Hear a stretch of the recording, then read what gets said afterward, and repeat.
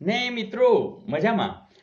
મિત્રો આપણે રિઝનિંગના સમની અંદર જીએસસીએસસીએલ ડિપો મેનેજરની અંદર 2016નું જે પ્રશ્નપત્ર છે એમાં નજર કર્યા છે. હેતુ તો એ છે મિત્રો કે કોઈ પણ પ્રશ્ન કોઈ પણ જગ્યાએ પૂછી શકાય છે. એટલે આ તો એક બેઝ બનાવ્યો છે. એટલે એવું નહીં માનવાનું કે આવા જ પૂછાય, કંઈ પણ પૂછાઈ શકે છે. પણ હા, કંઈક જે નવું મળે એ આપણે શોધતા રહેવાનું છે અને એના એક્સપર્ટ બનતું રહેવાનું છે.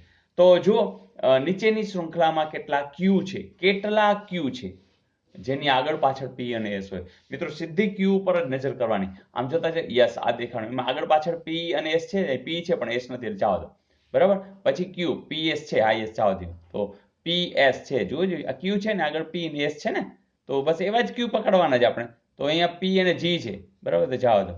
પછી યસ પી ક્યુ છે, જો પી અને એસ છે, યસ. તો જોજો 1 2 અને 3, તો બસ 1 2 ને 3. તો આવા દાખલાની 1 2 ને 3. કારણ કે વાત તો એટલી જ છે કે મિત્રો એકદમ સહેલા હોય છે. ખાલી આપણે ક્યારેક ક્યારેક પ્રેક્ટિસ ન કરી એટલે ગભરાઈ જતા હોય છે. પણ હવે તો તમારી પાસે સ્પીડ પણ છે અને હવે તો તમામ દાખલા સહેલા લાગે છે. ઘણા લોકો કે સર પેપર આ વખતે બહુ સહેલું હતું. હા, તમને સહેલું લાગ્યું. મિત્રો યાદ રાખજો, તમને સહેલું લાગ્યું. શું કામ સહેલું લાગ્યું? તમે પ્રેક્ટિસ સરસ કરી.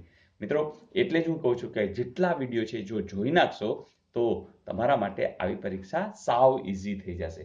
જોઈએ નેક્સ્ટ. મિત્રો આવા પ્રશ્નો પણ ખાસ કરીને સ્ટાફ સિલેક્શન ને એવી એક્ઝામમાં પણ બહુ હોય છે. અને આ પ્રશ્નોમાં આમ જોઈએ તો કંઈ હોતું નથી. મિત્રો જો તમે ઝડપથી કરી શકતા હો તો ડાયરેક્ટ થઈ શકે. અને ધારો કે તમે સ્ટાર્ટિંગમાં છો તો ફટાફટ લખી લેવાનું. કેવી રીતે છે કે જેમ કે એને લખ્યું છે કે ડેક સીલ એજ, બરાબર. તો એની સામે લખવાનું how are you.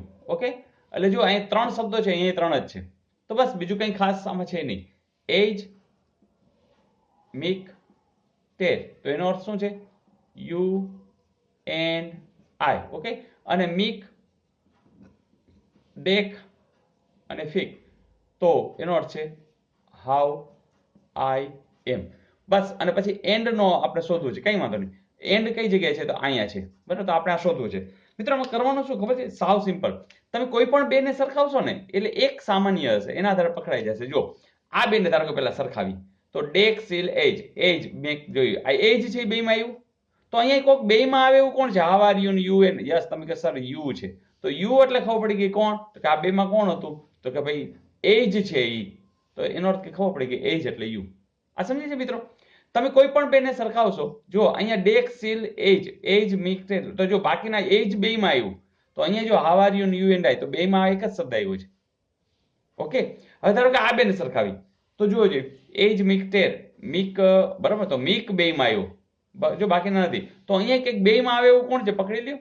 You and I, how I am. Yes, તો આઈ આવ્યું, બરાબર. તો તમને ખબર પડી ગઈ કે જે મીક છે એ શું છે? આઈ છે. આ ખ્યાલ આવે છે મિત્રો? ધારો કે હવે આને સરખાવો એટલે તમને ત્રીજું મળશે. ડેક સીલ એજ, મીક ડેક ફીક. તો જોજો ડેક છે એ બેમાં આવ્યો. તો હવે આને સરખાવો. How are you, how I એમ. તો યસ, આ ડેક એટલે હાવ. તો પતી ગયું મિત્રો. હવે જો તમને આમાં એન્ડ પૂછ્યું છે તો યુ નું કઈ છે જાણો છો? એજ, બરાબર. એટલે એજ જે અહીંયા ધારો કે હોય તો નહીં જ આવે. પછી આઈ નું તમે જાણો છો મીક, તો એ નહીં જ આવે, બરાબર ને? તો હવે આમાંથી જ પકડેલી ચલો ને કે આ એજ, જો એજ, આઈ એટલે એજ, અને સોરી આઈ એટલે મીક અને એજ એટલે યુ. તો હવે કોણ બાકી રહ્યું? ટીઈઆર છે. યસ, પતી ગયું. તો આમાંથી જ આપણે ગોતવાનું હતું. તો બે બાકીના આમાંથી આપ્યા જ હશે. મિત્રો આમાં એક મજા એ છે કે પેપર કાઢવા વાળાને બહુ ધ્યાન આપવું પડે, કે બધું આપી દેવું પડે, હે ને? પછી એમ કે તમે રેડી કરો, તો એ તો આપણા માટે તો સહેલું છે કે તમે ખાલી ફટાફટ લખો અને ધારો કે ભૂલ હોય તો આપણે 1 માર્ક મળી જાય, પ્રિન્ટિંગ મિસ્ટેક હોય તો 1 માર્ક મળી જવાનું છે. બાકી રેડી કરીને તમને આપે છે, માત્ર તમારે ફટાફટ કામ કરવાનું છે. તો મિત્રો મજા આવી? તો આવા પ્રશ્નો વારંવાર હોય છે અને એના માર્ક્સ જવા જોઈએ નહીં. જોઈએ નેક્સ્ટ. મિત્રો પ્રશ્ન આવો પૂછાયેલો કે 6 છોકરાઓ એક ગોળાકાર ટેબલની ચારે તરફ ટેબલના મધ્યબિંદુ તરફ મોં રાખીને બેઠા છે. મનોજ પંકજની જમણી બાજુ છે, રમેશ નયન અને વિનેશની વચ્ચે છે, આલોક છે એ નયનની ડાબી બાજુ છે, આલોકની બરાબર વિરુદ્ધ દિશામાં વિનેશ બેઠો છે.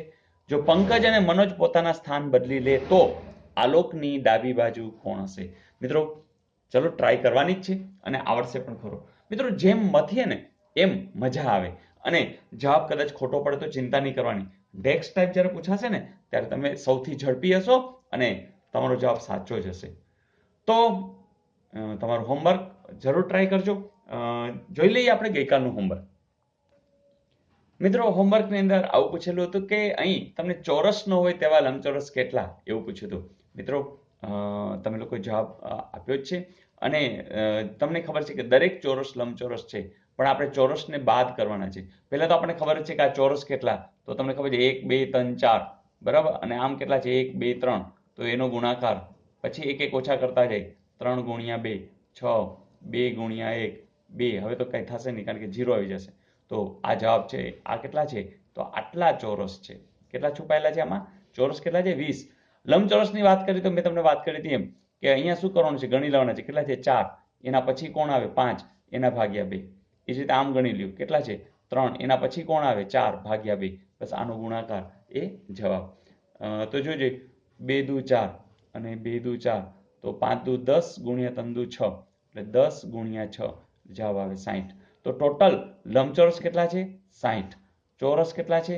20. એટલે ચોરસ ન હોય એવા, એટલે કે 60માંથી 20 બાદ કરશો, જવાબ આવશે 40. તો હવે તમે સ્યોરિટી સાથે કહેશો કે હું 40 નહીં, હું દોડીશ. યસ, બરાબર.